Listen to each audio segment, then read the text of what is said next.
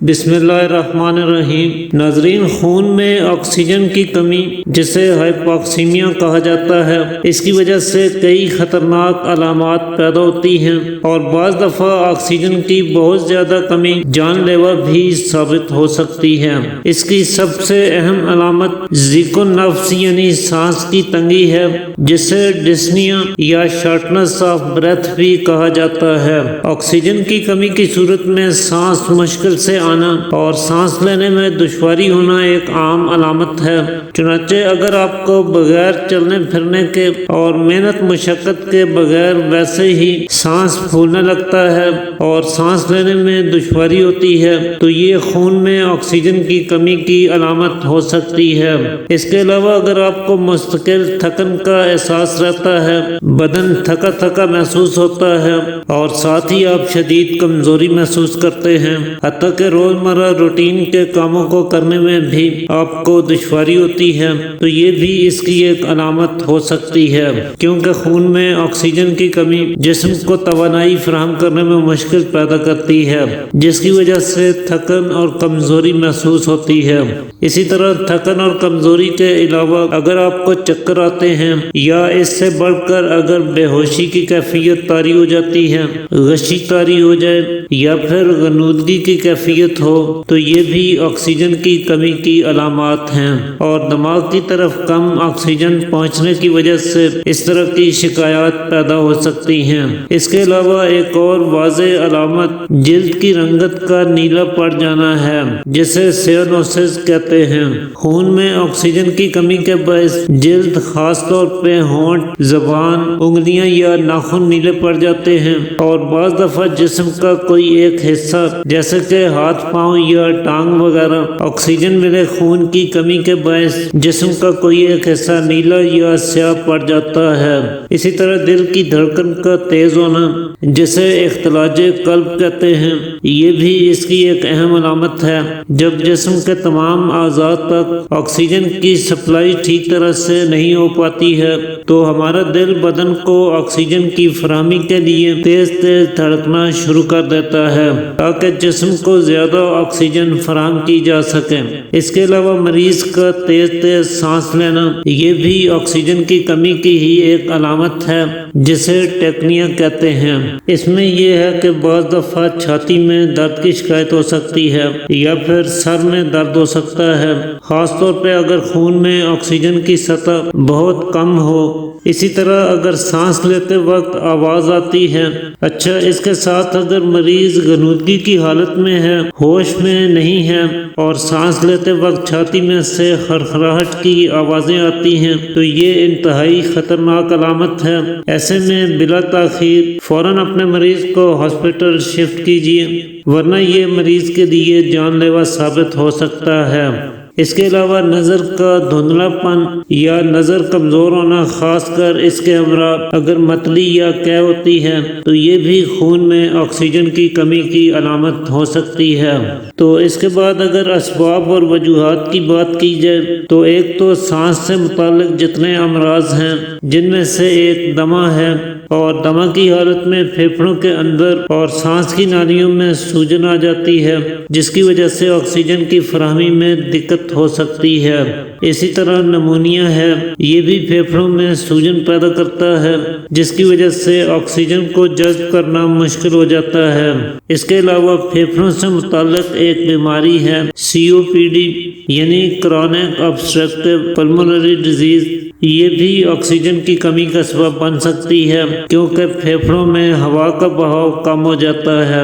اس کے علاوہ پھیپھڑوں کی کمزوری، انفیکشن یا TB کا مرض اس کی وجہ بن سکتے ہیں۔ پھیپھڑوں میں کینسر کا اثر آکسیجن کی ترسیل پر اثر انداز ہو سکتا ہے۔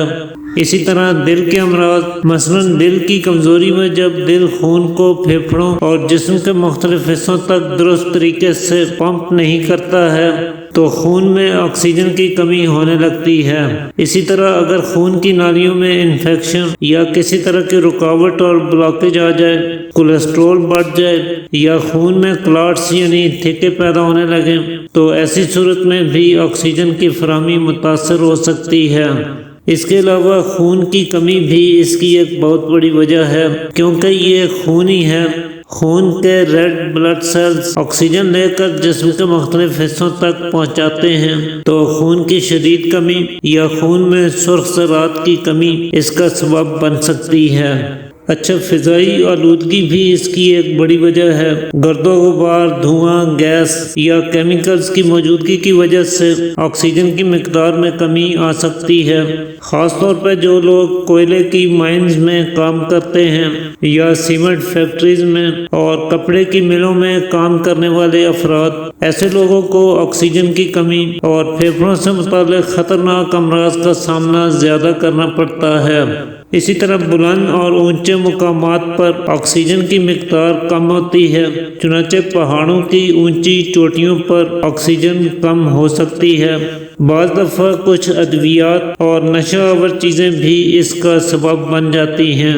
تو ناظرین، یہ خون میں آکسیجن کی کمی کی علامات اور کچھ اہم اسباب ہیں جن کے ذریعے سے آپ بدن میں آکسیجن کی کمی کو معلوم کر سکتے ہیں۔